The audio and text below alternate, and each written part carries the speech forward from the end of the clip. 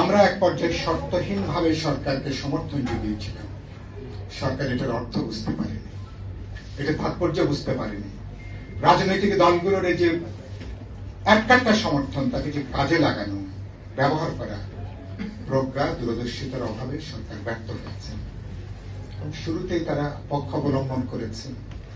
সে অবলম্বন করতে যে ছাত্র তরুণদের বিপুল সম্ভাবনাকে অনেকখানি তারা যেমন নষ্ট করেছেন, তাদেরকে তারা কিছুটা পথভ্রষ্ট করেছেন, এবং যেই তরুণ যুবকদেরকে অভ্যুত্থানের জন্য আমরা বুকে জড়িয়ে নিয়েছি, যারা আমাদের ভবিষ্যৎ যারা তৈরি করবেন, ভবিষ্যৎ রাজনৈতিক নেতৃত্ব বলি, সামাজিক নেতৃত্ব বলি, সমস্ত জায়গাতে অভ্যুত্থানের উৎসাহ লগ্নেই অল্পদিনের মধ্যে সরকার তাদের উপরে ভর করতে যে রাজনৈতিক দল জনগণের উপরে ভর করার পরিবর্তে তারা অল্প কিছু তরুণদের উপরে তারা ভর করতে চেয়েছেন। সেটা করতে যে তরুণদের বিপুল সম্ভাবনার একাংশকে তারা নষ্ট করেছেন, পথ হারিয়ে ফেলেছেন, নিজেরাও বিতর্কিত হয়েছেন। এবং তারা শুধু এই তরুণদের ভবিষ্যৎকে তারা নষ্ট করেনি, এবং তারা যে লক্ষ লক্ষ তরুণ যুবক এবারকার এই দেশ রক্ষার ডাকে ফ্যাসিবাদ বিরোধী লড়াই যারা জেগে উঠেছিলেন, যাদের অনেকের মধ্যে এখন হতাশা, অনেকের মধ্যে এখন কিছুটা স্বপ্নভঙ্গের কিছুটা আশা, স্বপ্নভঙ্গের কষ্ট, এই অপরাধটা কিন্তু মারাত্মক। এবং যে তরুণরা রাজনীতি বিমুখ ছিলেন এবারকার গণজাগরণ গণ অভ্যুত্থান, সেই তরুণদেরকে লাখে লাখে রাজপথে নেমে এসেছিল। তো এই সরকার গোটা একটা প্রজন্মের বিরুদ্ধে সরকারের এই যে পক্ষ অবলম্বন করতে যে সম্ভাবনাকে যে নষ্ট করা, শুধু কজন তরুণ না, কয়েক এই বিশাল প্রজন্মকে তারা যে হতাশায় নিবদ্ধ করা, এটা অনেকগুলো ফৌজদারি অপরাধের চেয়ে অপরাধটা অনেক বেশি বড়। এটার ক্ষতিটা আজকে বোঝা যাবে না, আগামী 2 বছর 5 বছর 10 বছর পরে এটার ক্ষতিটা বোঝা যাবে। এবং সেই জায়গা থেকে আর আমাদের আমি একটু উল্লেখ করলেন, অতীতে আমি 69 থেকে বাংলাদেশে যারা রাজপথে, যদি 69 থেকে 24 ধরেন, বাংলাদেশে যদি আপনি এখন বেঁচে থাকা যদি 100, 200 বা 500 লোক বলেন, তাহলে বিরল এই মানুষদের মধ্যে আমি একজন, যারা 69-এর গণঅভ্যুত্থান থেকে 24 পর্যন্ত কখনো কর্মী, কখনো সমর্থক, ছাত্র আন্দোলনের সংগঠক, কখনো শ্রমিক আন্দোলন, কৃষক ক্ষেত মজুর আন্দোলন, রাজনৈতিক আন্দোলনে আমি যার মধ্যে অংশগ্রহণকারীদের একজন। কিন্তু কথাটা কেন বললাম, কোন অভ্যুত্থানের কোন ফ্রন্ট লাইনাররা এত 6 মাস 1 বছরের মধ্যে নিজেদেরকে এরকম বিতর্কের জায়গায় নিয়ে যান নাই। অভ্যুত্থানের পর কেউ তাৎক্ষণিকভাবে কেউ কোনো ভাগ বসাতে চান নাই। আমাদের এবারকার অভ্যুত্থানের কিছু ফ্রন্ট লাইনাররা ভাগ বসাতে যে নিজেদের ভবিষ্যৎটাকে তারা অনেকে যেমন কালিমালিপ্ত করে ফেলেছেন, অপ্রয়োজনীয় বিতর্কের মধ্যে নিয়ে গেছেন, তাদেরকে নিয়ে আমাদের যে বুক ভরা ভালোবাসা, স্বপ্ন আকাঙ্ক্ষা, এটাকে তারা অবিচার করেছেন আমাদের এই ভালোবাসার প্রতি। এবং সেখানে আমার মধ্যে গভীর কষ্ট, নিশ্চয়ই অ্যানির কষ্ট আছে, নিশ্চয়ই পাশে আমরা যারা বসে আছে, নিশ্চয়ই সবার মধ্যেই বিরাট একটা কষ্টের জায়গাটা আছে। এবং সেই জায়গাটা আমি মনে করি যে 1 বছরের মধ্যে এরকম একটা বিতর্কের মধ্যে পড়াটা ছিল খুবই অনাকাঙ্ক্ষিত।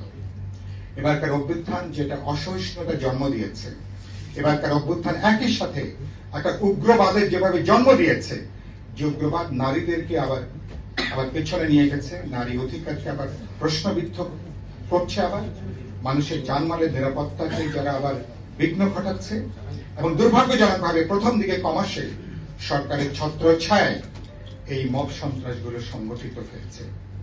এবং এটা খুবই দুর্ভাগ্যের ব্যাপার। এবং সরকারের মধ্যে অনেকগুলো সরকার একসাথে কাজ করাতে সরকার যে কাজটুকু করতে পারত, সে কাজটাও সরকার ঠিক মতো করতে পারেনি। সরকারে কিছুটা শুভবুদ্ধির উদয় হয়েছে। আমি নিশ্চয়ই প্রফেসর ইউনুসকে সেজন্য ধন্যবাদ জানাবো। আমি কদিন আগে প্রফেসর ইউনুসকে বলেছি আমাদের সঙ্গে আলোচনায় যে আমরা আপনার নেতৃত্বে মাত্র একটা সরকার দেখতে চাই। একটা দেশে এতগুলো সরকার, আমরা প্যারালেল কয়েকটা সরকার চালাবে, ছাত্র তরুণরা এক ধরনের সরকার চালাবে, এতগুলো সরকার চললে দেশে একটা ইতিমধ্যে একটা আধা নৈরাজ্যিক অবস্থা জন্ম নিয়েছে, একটা সামাজিক নৈরাজ্যের জন্ম নিয়েছে, এবং সামাজিক নৈরাজ্যটা একটা রাজনৈতিক নৈরাজ্যেরও জন্ম দেওয়ার ঝুঁকি তৈরি করছে। কিছু রাজনৈতিক লুম্পেন, কিছু বদমাশ, হুলিগান, তারা এই পরিস্থিতির সুযোগ নিয়ে নানা ধরনের সামাজিক অনাচার কাজের সাথে তারা যুক্ত হয়ে পড়েছে এবং একই সাথে বাংলাদেশ তার ইতিহাসের মধ্যে গত 53-54 বছরের মধ্যে সবচেয়ে বড় নিরাপত্তা ঝুঁকির মধ্য দিয়ে এখন বাংলাদেশ যাচ্ছে। রোহিঙ্গা সংকট, তিন পার্বত্য জেলার যে বহুমাত্রিক সংকট, এবং ভারত কমাস ধরে, ভারত যেহেতু আমাদের অভ্যুত্থানকে মেনে নেয়নি, আমাদের যেটাকে আমি বলি রেজারেকশন, আমাদের এই পুনরুত্থান, এই 17-18 কোটি মানুষের এবার গণজাগরণ গণ অভ্যুত্থানের মধ্য দিয়ে, এবং ভারত এক ঝুড়িতে সমস্ত ডিম রাখতে যে আওয়ামী লীগের উপরে বাজি ধরতে যে গত 18 কোটি মানুষ বাংলাদেশের বিরুদ্ধে তার অবস্থান নিয়েছিল, ভারত আওয়ামী লীগের এই পরাজয়কে ভারত নিজের পরাজয় হিসেবে বিবেচনা করেছে। এই সব প্রভাবলি দিল্লি সাউথ ব্লক এখনো তারা পুরোপুরি কাটিয়ে উঠতে পারেনি। এই জন্য বাংলাদেশ বিরোধী একটা তৎপরতা এখন অব্যাহত আছে। বিদ্যমান একটা অনির্বাচিত সরকার যদি অনির্দিষ্টকাল ক্ষমতায় থাকে, এই ঝুঁকিটা আরো বাড়তে থাকবে।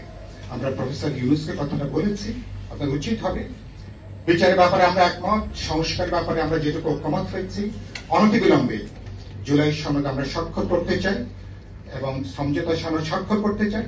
এরপরে বাকি থাকে নির্বাচন। একটা নির্বাচিত রাজনৈতিক সরকার ছাড়া আমাদের বহুমাত্রিক যে ঝুঁকি, যে চ্যালেঞ্জগুলো বাংলাদেশের সামনের দিকে এগিয়ে নিয়ে যাওয়া, কোনোভাবেই সেটাকে সম্ভব হবে না। সরকার তারা ইতিমধ্যে তারা একটা আলোচনা করেছেন, আগামী বছরের রোজার আগে মধ্য ফেব্রুয়ারিতে জাতীয় নির্বাচনের ব্যাপারে প্রফেসর ইউনূস তিনি ঘোষণা দিয়েছেন। ইলেকশন কমিশন ইতিমধ্যে তারাও ধারণা দিয়েছেন যে তারা ডিসেম্বরে তারা এটা সম্পূর্ণ তফসিল ঘোষণা করবেন। ইতিমধ্যে দুদিন আগে প্রধান নির্বাচন কমিশনার তিনি বলেছেন ফেব্রুয়ারির মধ্যভাগে আগামী বছরে জাতীয় নির্বাচন হবে। সেই নির্বাচনটা, এবং আমি বলেছি সেই নির্বাচন অবাধ, নিরপেক্ষ, বিশ্বাসযোগ্য হবে। 17 বছর ধরে আমরা যেই মানুষের ভোটাধিকার প্রয়োগে অপেক্ষা, যে তরুণরা এখানে বসে আছেন, এই তরুণরা 3-3.5 কোটি মানুষ ভোট কি বলে তারা জানেই না। তারা এটা হাসিনা পুরোপুরি এটাকে তারা ভুলিয়ে দিয়েছিলেন। ফলে এই নির্বাচনের মধ্য দিয়ে আমরা নির্বাচিত সরকার করব, যে সরকার জনগণের প্রতি দায়বদ্ধ হবেন, যেখানে জবাবদিহি করবেন, এবং যেখানে প্রধানমন্ত্রী, রাষ্ট্রপতি থেকে শুরু করে প্রত্যেক নির্বাচিত প্রতিনিধি তারা নির্বাচিত হওয়ার পরে কেউ নিজেদেরকে জমিদার মনে করবেন না, কেউ নিজেদেরকে তহসিলদার মনে করবেন না, কেউ নিজেদেরকে নতুন একটা শাসক হিসেবে নিজেদেরকে বিবেচনা করবেন না। এটা আমাদের পাবলিক অঙ্গীকার। সেই জায়গা থেকে আমরা যেটা মনে করি এটা আমাদের শুভ যাত্রার দিকে আমরা করতে পারবো। প্রফেসর ইউনূস বলেছেন 3 দিন আগে তার দ্বিতীয় ইনিংস তার শুরু হলো, দ্বিতীয় অধ্যায় শুরু হলো। আমি আপনাদের গণমাধ্যমের মাধ্যমে সরকারের কাছে বার্তাটা পৌঁছাতে চাই। আপনার দ্বিতীয় অধ্যায়ের প্রথম কাজ হবে যেসব কারণে আপনার সরকার বিতর্কিত হচ্ছেন, এই বিতর্ক থেকে মেহেরবানি করে আপনারা বেরিয়ে আসুন। প্রয়োজন বোধে আপনারা উপদেষ্টা মন্ডলী ছোট করুন। যারা বিতর্কিত হয়ে আছেন তাদেরকে অনুরোধ করেন সেখান থেকে অব্যাহতি নেবার জন্য, কারণ আপনাদেরকে অনেকটা নির্দলীয়, নিরপেক্ষ, তত্ত্বাবধায়ক সরকারের বৈশিষ্ট্য নিয়ে কাজ করতে হবে। কোন বিতর্কের মধ্যে যদি আপনারা জড়িয়ে পড়েন, তাহলে আমার নির্বাচন অপ্রয়োজনীয় বিতর্কের মধ্যে পড়বে, নানা অপ্রয়োজনীয় প্রশ্ন আমাদেরকে মোকাবেলা করতে হবে। আমরা আপনাদেরকে বিতর্কিত করতে চাই না, এবং আমরা সংস্কার বিচারের প্রক্রিয়ার মধ্য দিয়ে আগামী নির্বাচনটা আমরা সম্পন্ন করতে চাই।